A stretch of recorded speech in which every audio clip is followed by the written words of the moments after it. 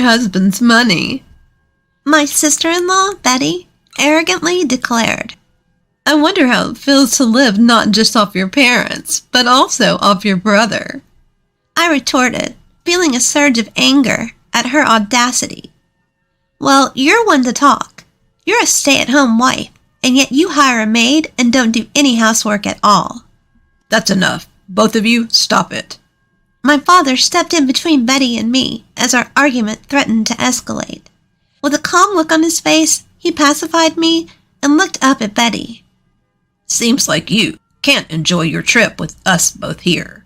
We'll head back home. Sorry for disturbing." My name is Lisa.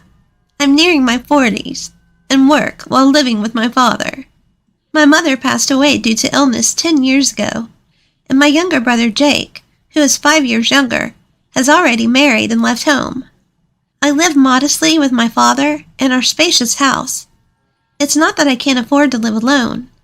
I choose to live with my father because I'm worried about him. After losing my mother, he started having frequent health issues and was forced to quit his job as he neared retirement. His condition worsened to the point where he wouldn't eat for days unless reminded, and would be bedridden for almost 2 weeks if he fell ill. I couldn't leave my father alone in such a state. At that time, my brother Jake was already working as a lawyer and had a fiancé. Jake and his wife were planning to build a new home near our house, so it was inevitable that I would stay with my father. Jake is exceptionally gifted compared to me. I never thought that the woman he chose as his wife would turn out to be so unreasonable. Jake's wife, Betty, quit her job immediately after their marriage and became a housewife.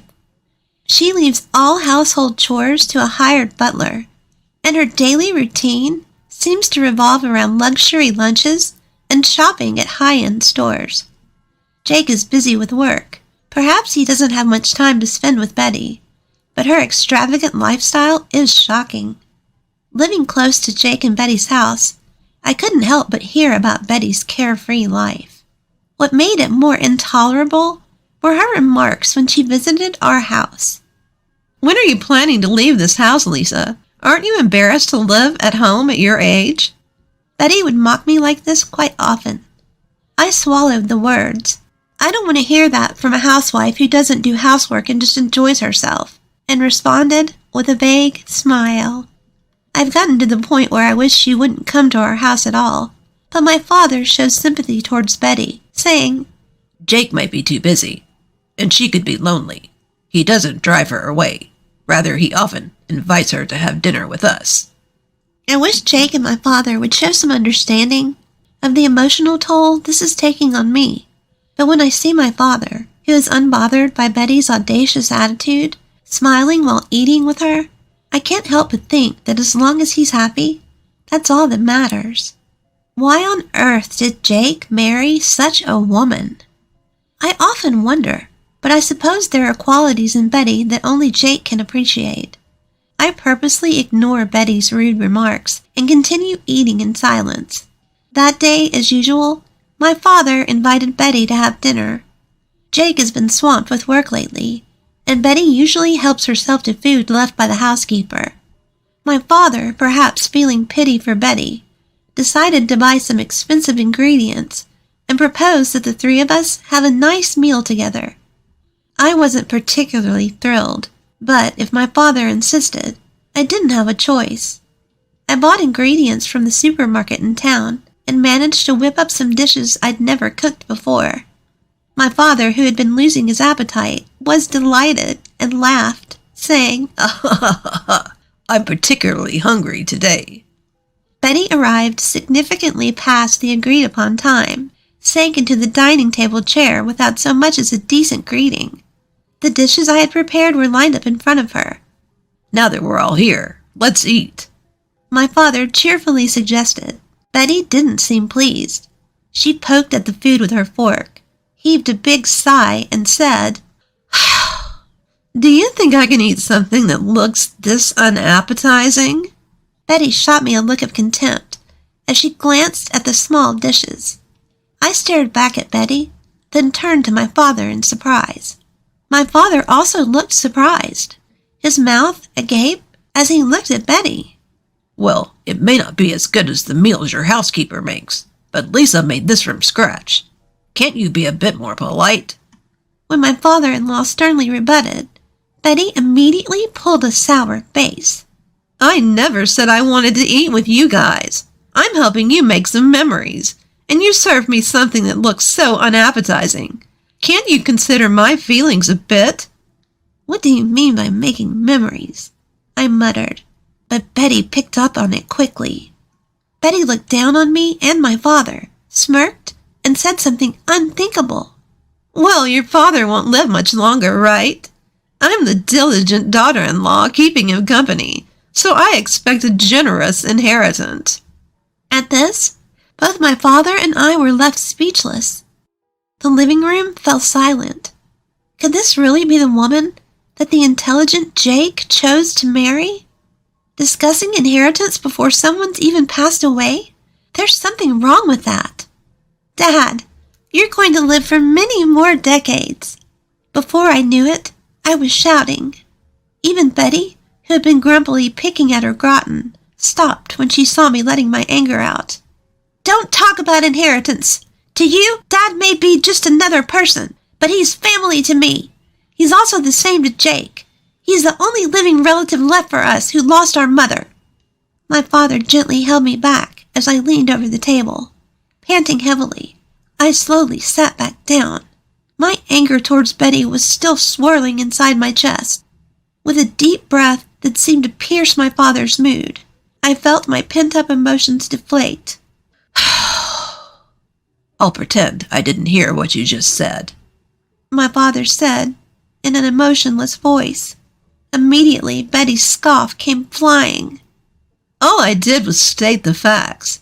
I don't want the inheritance taken away by a woman who's still living in her parents' house. Betty's words were so refreshingly straightforward, I no longer had the energy to be angry. She bravely rehashed what my father had tried to let slide, and threw her demeaning words and actions at us. I'll leave this rundown house to you, sister-in-law. Looks like you won't be losing your place to live. Betty's shrill laughter echoed. I wanted to retaliate with a complaint, but when I saw my father quietly shaking his head, I swallowed my words. My father was too lenient with Betty. Even though she might be lonely with Jake, often busy with work, it's not right to sympathize with an adult who can't tell what's appropriate to say and what's not. My father looked at my face and muttered softly, She's the one Jake chose. My father smiled with a hint of sadness. He looked like a father dealing with a troublesome daughter, and also like a man completely worn out by life. I couldn't say anything when I saw my father's face. I had things to say to both my father and Betty, but I wanted to know what Jake thought about all this more than anything. Does Jake know about Betty's behavior? If he's aware of it and just letting it slide, I have to say something as his sister. In the end, Betty barely touched the food I made and left early after a brief conversation. Only my father and I were left in the large living room. Creating memories, huh? Maybe she's right. I quietly exhaled as I noticed my father's figure suddenly seeming smaller when he murmured that. Due to Jake's suggestion, our family decided to go on a trip to France. My father wanted to go to France while he could still walk on his own, so Jake and I planned the trip. Of course, I initially asked Jake to take Dad and go on the trip with just the three of them, without me. Betty would always make snide comments toward me if I was present. I didn't want to ruin the cheerful atmosphere of the trip. However, Jake insisted that it would be best to have someone who usually observes Father's condition, so he ended up purchasing 4 tickets. I reluctantly agreed to accompany them on the trip to France, and as I expected, Betty was in a bad mood the whole time and didn't exchange a single word with anyone on the plane. Once we landed, we went straight to the heart of Paris and enjoyed sightseeing. My father was unbelievably energetic, exploring everywhere. Betty seemed to lighten up a bit when Jake bought her a brand-name bag. She walked arm in arm with Jake, but I couldn't help but notice that Jake didn't look particularly happy. At that moment, I accidentally made eye contact with Betty. She glared at me so fiercely that my heart jumped. By the way, why is Lisa here with us? Betty let go of Jake's arm and confronted me. I asked her to come, in case something happens to Dad. We need someone who can handle it. Jake tried to step in to help, but it seemed like his words didn't reach Betty. She kept staring at me, snickering. What's it like to go on a trip overseas with my husband's money? Airfare isn't cheap, so don't be extravagant, Betty said arrogantly. We're staying in a suite at the hotel, but it would be fine for Lisa to sleep outside, right? Jake called Betty's name sharply, trying to stop her, but she didn't listen. How does it feel to live not only off your parents, but also off your brother? I felt the blood rush to my head at that comment. Betty, you're the one living off Jake. Even though you're a housewife, you hired a housemaid and don't do any housework. Enough. Both of you, stop it. My father intervened just as Betty and I were about to get into a quarrel. With a serene expression, Dad calmed me down, glancing at Betty. It seems our presence is spoiling your trip. We'll go home. Sorry for disturbing you. Lisa, could you check the bus schedule to the airport? Without anger or distress, he calmly made his declaration. A smile spread across Betty's face, while a look of panic raced across Jake's. Wait a minute. What should we do when you guys are gone? Jake had a sudden realization and tried desperately to keep us from leaving. However, once Dad decided to go home, his resolution was firm. He had me check the bus to the airport, and he quickly set off in the opposite direction towards the bus stop. I had no choice but to follow Dad, while keeping an eye on my brother and his wife. We'll be just fine without the old man and old lady. Betty's voice echoed from behind us. I was momentarily angered at Betty treating Dad as an old man, but I had no time to waste on her. I chased after Dad, who was walking ahead, while hearing Jake's cries of anguish and Betty's insults thrown at him. Jake barged into the cafe near the airport where we were having tea, looking desperate. His forehead was covered in an extraordinary amount of sweat, signaling something was amiss. In a frenzy, Jake rushed to our table and bowed his head to us. I'm sorry about earlier. I'll apologize properly later, but for now, I need help with Betty. Jake bowed deeply, pleading with Dad. Dad and I looked at each other in surprise. What happened to Betty? When I asked in place of Dad, Jake began to explain with renewed energy what happened after we left. After we boarded the bus to the airport, Jake and Betty took a taxi to the hotel. The problem occurred after they got in the taxi. The English that worked at the tourist spots didn't seem to work with the taxi driver. Neither of them spoke French, and they couldn't understand what the driver was saying. The driver was asking them something, but they responded without really understanding.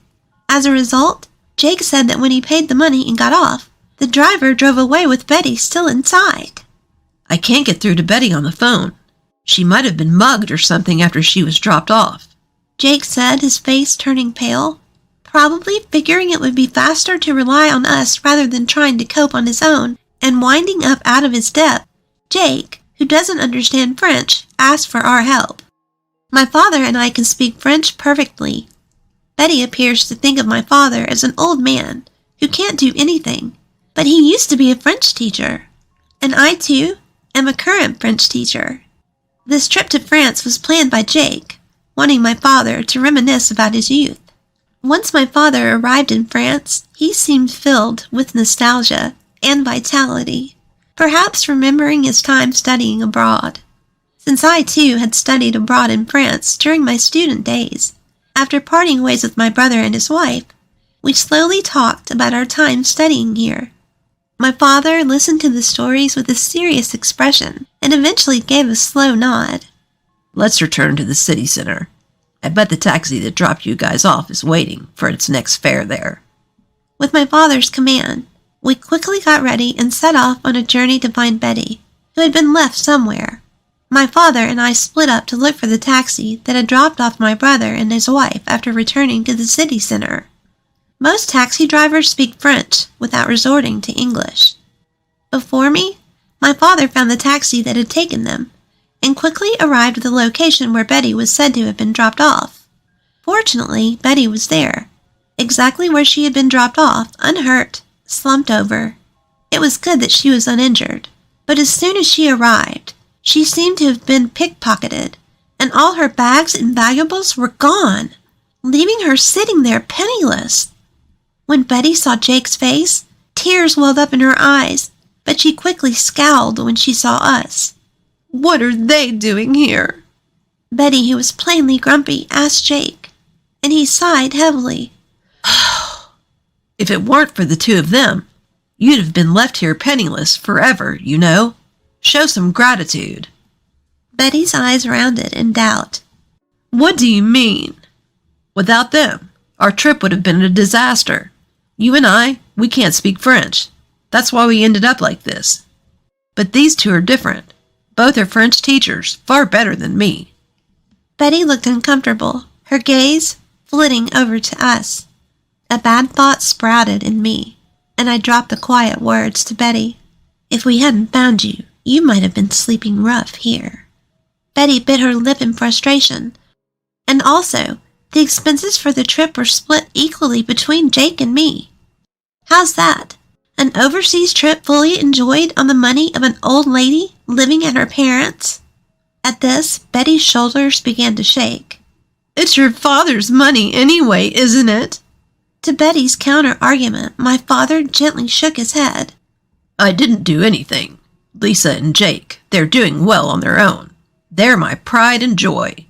Just when I thought Betty was glaring at me intently, she fell silent without saying a word. Even though she had been helped, she didn't utter a single word of thanks. I had a mountain of things I wanted to say to her, but my father whispering, "Take it easy," made me hold back and keep my mouth shut. For Betty, this must have been an incredibly humiliating event. She must not have expected to be saved by the one she had been looking down upon.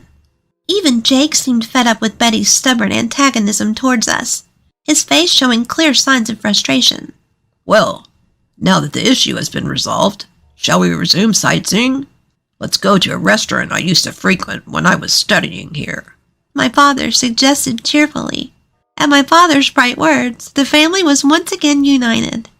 We ignored the depressed Betty and thoroughly enjoyed our trip in France. Upon our return to the States, Jake was constantly apologizing to us, and he surprisingly and abruptly divorced Betty. Shocked, I asked him why they had married in the first place.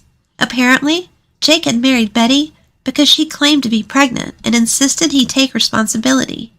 After they married, it turned out that her claim of being pregnant was a lie. However, Jake said he couldn't easily file for divorce due to concerns about his public image. However, his patience with Betty, who looked down on my father and me, had run its course, leading him to decide on the divorce. After the divorce, Betty was kicked out of their new home and couldn't continue her life as a housewife anymore. Of course, there was no maid to take care of the housework for her. What's more, due to a pickpocket incident during our trip to France, Betty ended up losing half her assets. She must be working hard, breaking a sweat by now. My father, remembering his younger days during our trip to France, became noticeably more cheerful and lively. I quit my long-term teaching job at school and am now busy running a French language school at home after some renovations. I'm hoping that my father will also teach French in our school someday. Our dreams as a family continue to expand.